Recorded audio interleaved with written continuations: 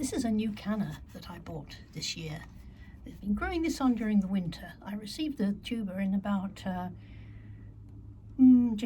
October, and I potted it up, and I've been growing it on in not a heated greenhouse, but at least it's a warmish greenhouse, about 50. And this one's called Durban, and you can see it's got a beautiful colouring on the leaves, the foliage, and the flowers I think on this one were orange.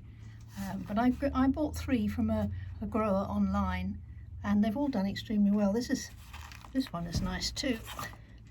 Unusual variegations on these leaves, and with this one, which is called Cleopatra, the flowers are also variegated like this. You'll have one petal is yellow and the other petal has a stripe of red on it.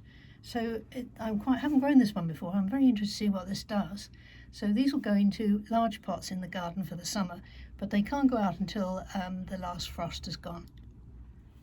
This is another canna that I bought from the same grower, and this one is called Brilliant.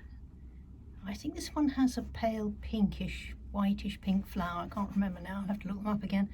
But again, that's done very well in the greenhouse. It's beginning to grow, lots of new growth coming at the bottom. So again, they'll go out in about the end of May time. To keep them away from the slugs, I noticed this one's had a little bit of slug damage on it, but I won't worry about that. They've got plenty of leaves to spare. This is another canna. This is Canna Bethany. Lovely variegated foliage you can see on the leaf. And this one's got new growth coming in the pot there. This has been in the greenhouse for the winter. And this has an orange flower, beautiful orange speckled flower. I've become a real collector of cannas, so to be careful not to fill up my greenhouse with them. But this is a particularly nice one. I've had this 3 years. This is just, I cut it up in the winter when I brought it in, and so we get lots more new plants. This is Cobia scandens, or a cup and saucer vine. This is an annual vine in this country. In Mexico, where it originally grows, it just goes on growing and growing, but when we have a frost here, of course, they die.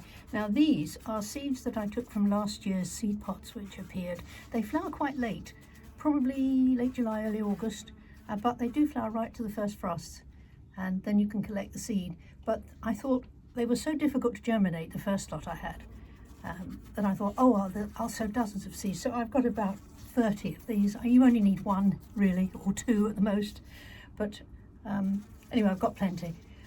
Some of them are white flowered, and some are a nice lilac. But they're a big flower, and they're very attractive, and they grow rampantly in late summer. So good choice for a pergola or up a tree or on a fence. But take my advice and dig them out in the autumn, otherwise they'll be all over the garden. Here's another plant that you should sow the seeds thinly. This is foxgloves. Now I had some foxgloves last year, apricot ones, and they were so beautiful. They were supposed to be all apricot, but in fact there was every colour amongst them. So I've just collected the seeds from the apricot plants in the hope that we'll get a few more apricot ones. But as you can see, way too many. But I shall pot some up and grow them on, and the rest I shall give away. But it's fun to see them growing, and they grow very easily anyway. Meconopsis blue poppy. Now people do ask me about these, and they are difficult to grow, but they're worth a go. These ones have taken a long time to germinate, and I put them in this pot, put the seed in there, and then in a polythene bag and into the fridge for about 6 weeks.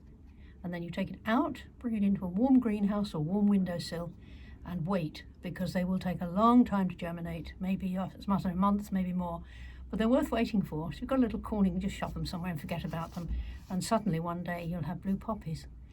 And these need to be grown on carefully in a cool place. I shouldn't be in the greenhouse really, but I'm just waiting for the frost to pass, and then I shall put them outside. Keep them up high away from slugs. Basically, I put a grit around the top, and that just stops the slugs from crawling onto them. But they're lovely to grow, and they do, if you get them into the garden and they find the right place, like a shady, cool place with a damp soil, and if you get that place right, they'll go on from year to year and flower every year for you. Anyway, good luck with those if you decide to grow them. Mesembryanthemum, Livingston daisy. Now these are wonderful, it's like a little succulent almost. Grow them in the sunniest part of the garden, in the front of the border, and you get little daisy flowers, all different colours. But again, I've gone a bit overboard with these, but I'm sure I can find homes for them. And again, you grow them on and just put them out after the last frosts. Small flowers, but about 1.5 inches across, something like that. But they're lovely. They tend to spread too, and they'll seed themselves, and maybe the seeds come up the following year. So these are tomato seedlings. I've grown Sun Gold this year. I always grow this one. It's a cherry tomato, and it's very nice. The problem now is we're first week in April, and these can't go outside until after the last frost, May. So I have to stop them growing too tall and straggly. So the answer now is to keep them cold. And I keep the door of the greenhouse open most days, unless it's frosty, obviously. And I try to get them outside for some of the day. And then that stops them getting too tall. But they're going to be good this year. The only problem is I sowed all the seeds in the packet thinking they don't always germinate. So I won't get my usual 6 plants that I like to have. So needless to say, I've got 12 plants, but I'm sure I can find homes for them. It's a very nice one to grow, Sun Gold.